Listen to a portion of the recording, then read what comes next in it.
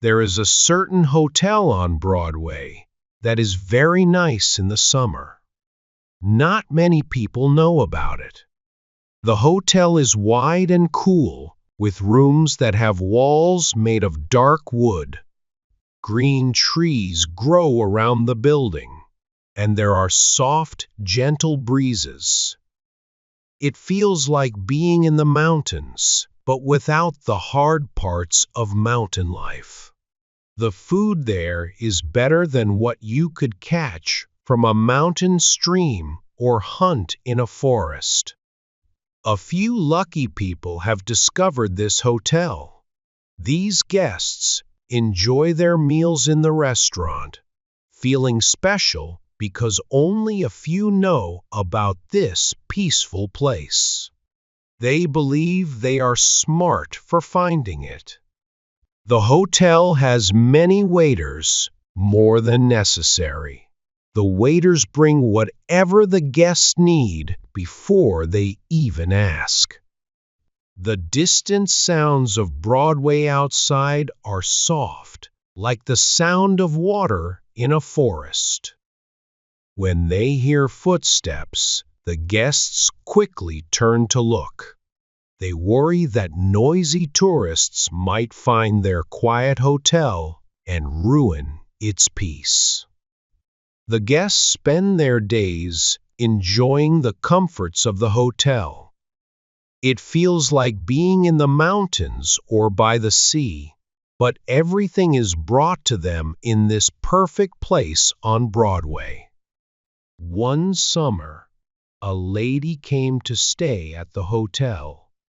She gave her name as Madame Heloise Darcy Beaumont. Her name sounded like it belonged in a romantic story.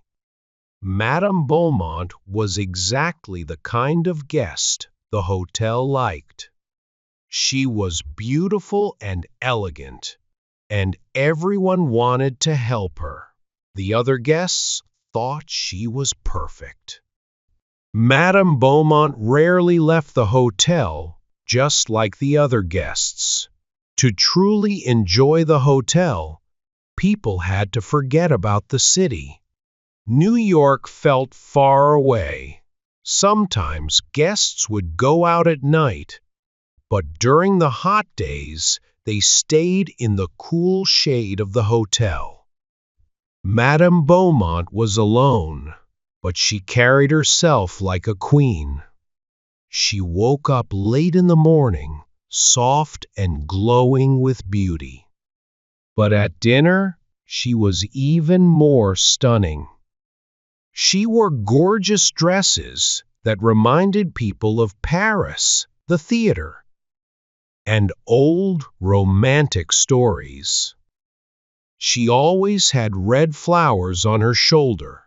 When she entered the dining room, the head waiter greeted her at the door with great respect.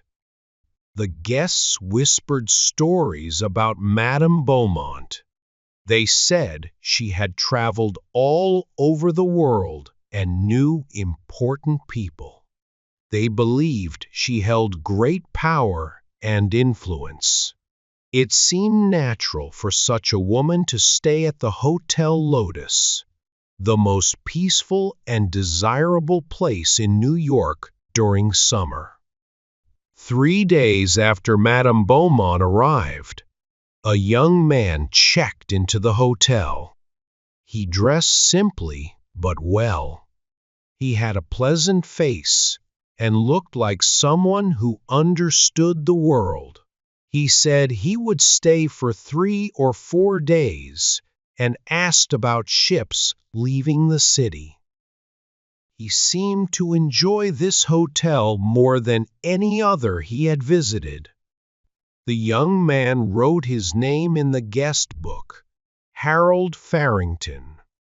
His name sounded refined, and he fit perfectly into the quiet life of the Hotel Lotus.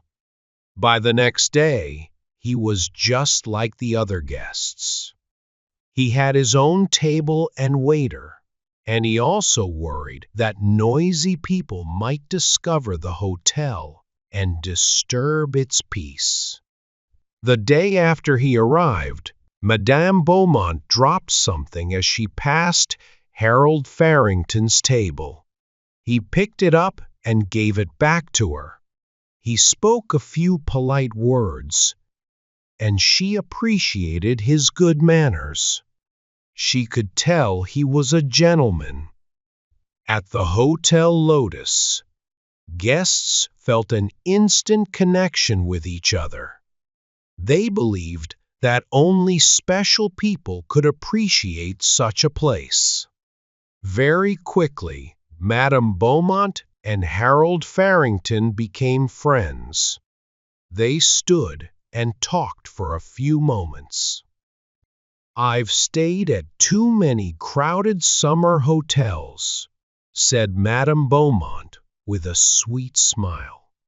"Why go to the mountains or the beach? You can't escape noise and dust there. Those noisy people follow us everywhere. Even on ships," Harold said sadly. "Those same people are always around. What will we do if they find the lotus?" "I hope they don't find it this week," said Madame. "There's only one other place I love as much as this. It's a prince's home in the European mountains." "The best people," said Harold, "are always searching for quiet places like this, far from the crowds." "I'll enjoy 3 more days of this wonderful peace," said Madame Beaumont. "My ship leaves the day after tomorrow." Harold's face showed sadness. "I have to leave then, too. But I'm not going to Europe." "We can't stay here forever, even though it's so lovely," said Madame Beaumont. "I like it more than my usual busy life. I'll always remember my time at the Hotel Lotus." "And I'll never forget it," said Harold quietly. "Especially the ship that takes you away." On their last evening, they sat together at a small table. A waiter brought them something cool to eat. Madame Beaumont wore her most beautiful dress. She seemed thoughtful. When she finished eating, she took out $1. "Mr. Farrington," she said with her lovely smile, "I want to tell you something. I'm leaving early tomorrow morning because I have to go back to work. I sell women's clothes at Casey's shop. This $1 is all the money I have until I get paid at the end of the week. You've been kind to me, and I wanted to tell you the truth before I go. For a year, I've been saving to come here. Every week, I put aside a little money. I wanted to live for 1 week like a rich lady. I wanted to wake up late, have waiters serve me, and enjoy the best things. Now I've done it, and I've been happier than ever. But tomorrow, I'm going back to work. I've told you many things this week that weren't true. I talked about things I've only read about. I wanted you to think I was a great lady. This dress I'm wearing is the only nice dress I own, and I haven't finished paying for it yet. It costs $75. I'm paying $1 a week for it. My real name is Mamie Civeter, not Madame Beaumont. Thank you for listening to me. This $1 is for my dress payment tomorrow. Now I'll go to my room." Harold Farrington's expression didn't change as he listened. When she finished, he took out a small notebook and wrote something. Then he tore out the page and handed it to her.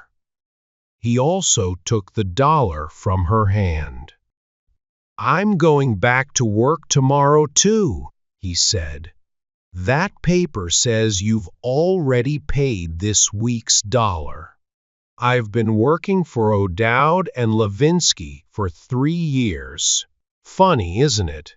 We both had the same dream. I earned $20 a week, and I saved to stay here, just like you. Mamie, would you like to go to Coney Island with me on payday?" The woman, who had been Madame Heloise Darcy Beaumont, smiled. "I'd love to go, Mr. Farrington. Coney Island will be fun, even though we lived like rich people for a week." They could hear the night noises of the hot city. Inside the Hotel Lotus, it was still cool. The waiter stood nearby, ready to serve them. As Madame Beaumont went up to her room, Harold said, "Forget about Harold Farrington. My real name is James McManus. Some people call me Jimmy." "Good night, Jimmy," said Mamie.